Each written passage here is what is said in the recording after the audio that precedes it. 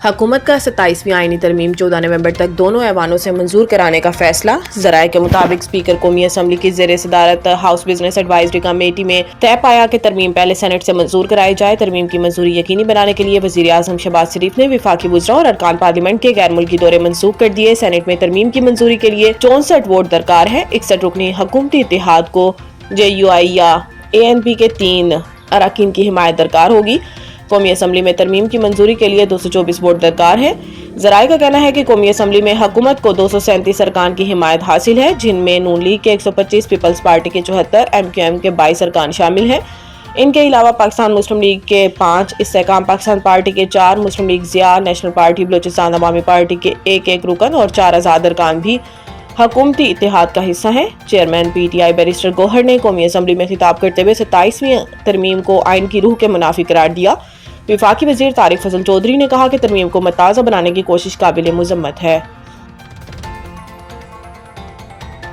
کشمیری مسلمان آج یوم شہداء جموں منا رہے ہیں۔ ڈوگرا فوج نے 6 نومبر 1947 کو جموں، کٹھوا، ادھمپور اور ریاسی کے اضلاع میں ظلم و سفاکیت سے کشمیری مسلمانوں کی نسل کشی کی۔ یہ واقعہ اس وقت کا ہے جب کثیر تعداد میں کشمیری مسلمان پاکستان کی جانب نقل مکانی کرنے کے لیے جمع ہوئے تھے۔ قتل عام سے قبل ڈوگرا فوج کے مسلمان سپاہیوں کو برطرف کیا گیا اور مسلمانوں کی برطرفی کے بعد جموں کینٹ کا کمانڈر ہندو افسر لگا دیا گیا۔ جابرانہ قتل عام میں ڈوگرا فوج کے ساتھ راشٹریہ سیوک سنگھ بھی شامل تھی۔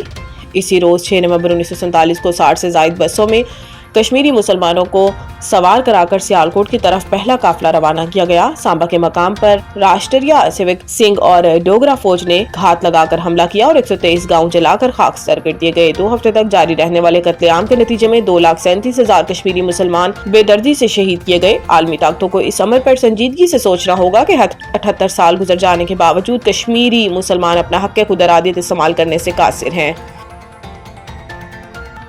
امریکی صدر نے پاک بھارت جنگ میں 8 طیارے گرائے جانے کا دعویٰ کر دیا۔ میامی امریکی صدر ڈونلڈ ٹرمپ نے پاک بھارت جنگ میں 7 کے بجائے 8 طیارے گرنے کا دعویٰ کر دیا۔ میامی میں بزنس فورم سے خطاب میں امریکی صدر ڈونلڈ ٹرمپ نے کہا کہ پاک بھارت جنگ کے دوران میں نے سنا کچھ اخبارات میں آیا کہ 7 یا 8 طیارے گرائے گئے۔ ایک اخبار نے لکھا کہ 7 طیارے گرائے گئے، ایک کو نقصان پہنچا۔ کسی اخبار کا نام نہیں لوں گا، زیادہ تر جھوٹی خبریں دیتے ہیں۔ ٹرمپ نے کہا کہ مگر حقیقت میں پاک بھارت جنگ کے دوران 8 طیارے گرائے گئے۔ امریکی صدر نے ایک بار پھر جنگ رکوانے کا کریڈٹ لیتے ہوئے کہا کہ دونوں ایٹمی ممالک کی جنگ ٹیرف کی مدد سے روکی۔ واضح رہے کہ اس سے قبل امریکی صدر متعدد پلیٹ فارمز پر پاک بھارت جنگ میں 7 طیارے گرائے جانے کا ذکر کر چکے ہیں۔ پاکستان اور افغانستان کے درمیان اعتماد سازی کی آخری کوشش آج ہوگی۔ پاکستان اور افغان طالبان کے درمیان مذاکرات کا دوسرا دور آج شیڈول کے مطابق استنبول میں ہوگا، اور اگر افغان طالبان کی جانب سے کسی سینئر وزیر کی شرکت کی تصدیق ہو جاتی ہے تو پاکستان کی جانب سے وزیر دفاع خواجہ آصف استنبول روانہ ہو سکتے ہیں۔ ذرائع کا کہنا ہے کہ پاکستانی وفد کی قیادت کا حتمی فیصلہ افغان وفد کی قیادت کو دیکھ کر کیا جائے گا، جبکہ پاکستانی وفد میں قومی سلامتی کے مشیر بھی شامل ہوں گے۔ ذرائع کے مطابق استنبول مذاکرات کے دوسرے دور میں فریقین کے درمیان جنگ بندی کے نفاذ کے طریقہ کار کو حتمی شکل دیے جانے کا امکان ہے۔ ذرائع کے مطابق پاکستان کی جانب سے واضح پیغام دیا گیا ہے کہ افغان سرزمین کو پاکستان کے خلاف کسی بھی قسم کی دہشت گردی کے لیے استعمال نہ ہونے دیا جائے۔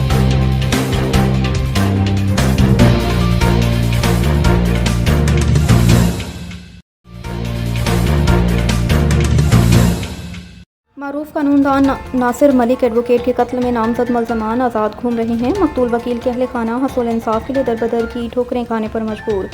سندھ ہائی کورٹ میں مقتول کی مجبور بے بس ماں، دیگر اہل خانہ نے پولیس کے رویے کے خلاف اور ملزمان کی گرفتاری کے لیے احتجاج کیا۔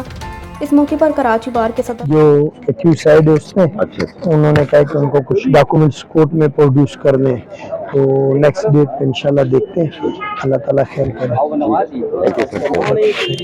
دیکھیں، ہمارے ناصر ملک تنولی صاحب ہیں، ان کا انتناک دن دہاڑے مرڈر کر دیا گیا، دشمنی کی بینچ چڑھ گیا، اور آج یہ بیل لگائی ہوئی تھی۔ جو ملزمان تو اریسٹ ہو گئے ہیں، آج تیسری چوتھی ڈیٹ ہے۔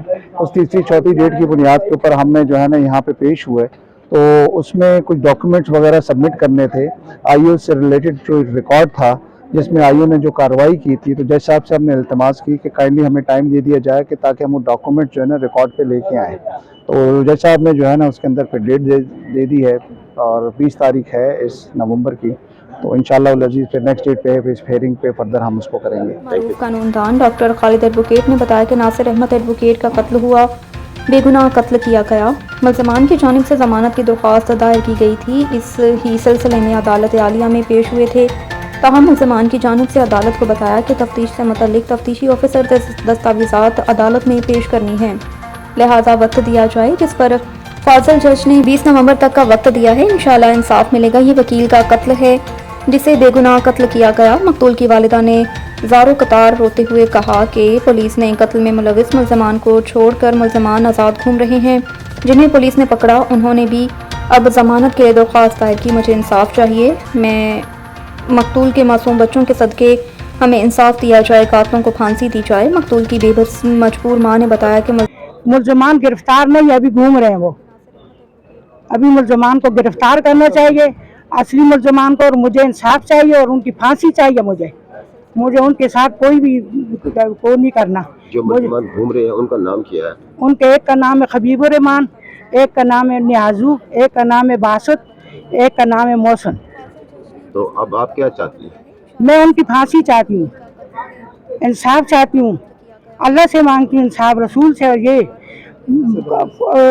इनसे इदारों से इंसाफ चाहती हूँ। मुझे इंसाफ चाहिए।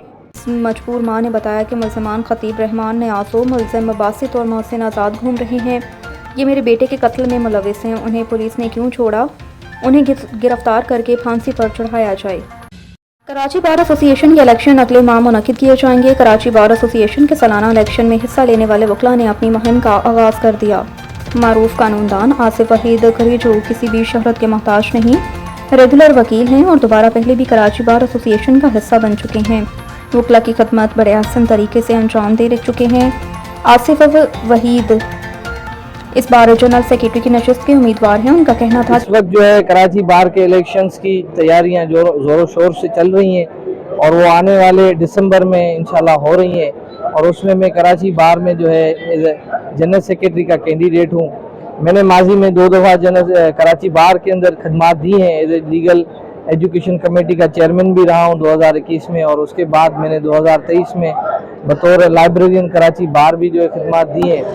उठकर आ गए और इलेक्शन में आके खड़े हो गए, ऐसा नहीं है। और अभी भी यही है कि हम सुबह आते हैं, काम वाम किए, फिर अपने इलेक्शन में। तो ये एक हेल्दी एक्टिविटी है इलेक्शन में भी आना, लेकिन प्रैक्टिसिंग लॉयर होना बहुत ज़रूरी है ताकि आप अपने जितने भी आपके मेंबर्स हैं उनके मसले मसाइल को समझें, देखें। तो जाहिर सी बात है जो चीज़ें हम फेस करेंगे हम उन्हीं पर काम भी कर पाएंगे। तो अल्हम्दुलिल्लाह हमारे ग्रुप के जो कैंडिडेट जिनको बेहतरीन कैंडिडेट है जीएस के लिए, मैं अपने तमाम दोस्तों से, तमाम वकला से दरख्वास्त करता हूँ कि जैसे 1 नवंबर को तमाम वकला ने बेहतरीन अंदाज में इंतखाब करके और सिंध बार के लिए बेहतरीन वकला का चुनाव किया है, इसी तरह कराची बार के लिए बेहतरीन क़ियादत का चुनाव करें ताकि वकला की वेलफेयर हो सके। जनरल सेक्रेटरी की नशिस्त के उम्मीदवार हैं। उनका कहना था कि पहले भी कराची बार के वकला की खिदमत कर चुका हूँ। मैं कराची बार में लीगल एजुकेशन का चेयरमैन भी रह चुका हूँ। 2023 में लाइब्रेरियन रह चुका हूँ।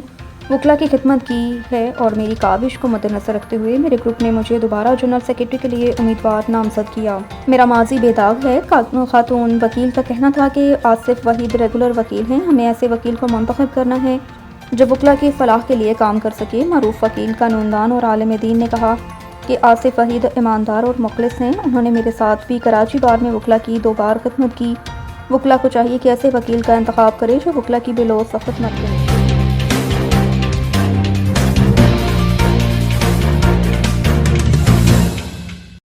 वर्ल्ड स्नूकर शाहिद आफ्ताब भारतीय खिलाड़ी को हरा कर स्टेज 2 में पहुंच गए।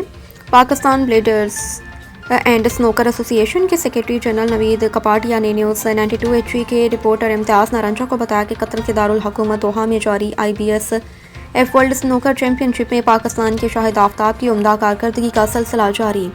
राउंड 16 में पाकिस्तान के शाहिद आफ्ताब ने भारतीय खिलाड़ी पारिस गुप्ता को 4-2 फ्रेम से शिकस्त देकर स्टेज 2 में रसाई हासिल कर ली। मोहम्मद सज्जाद हांगकांग के फोंग कोक वाई से 4-2 के फ्रेम से हार गए। तहाँ मोहम्मद सज्जाद ने स्टेज 1 के दूसरे इवेंट में UAE के अब्दुल्ला अल अतार के खिलाफ 4-0 फ्रेम से कामयाबी करके ज़रिए अगले मरहले में रसाई के इम्कानात रोशन कर दिए।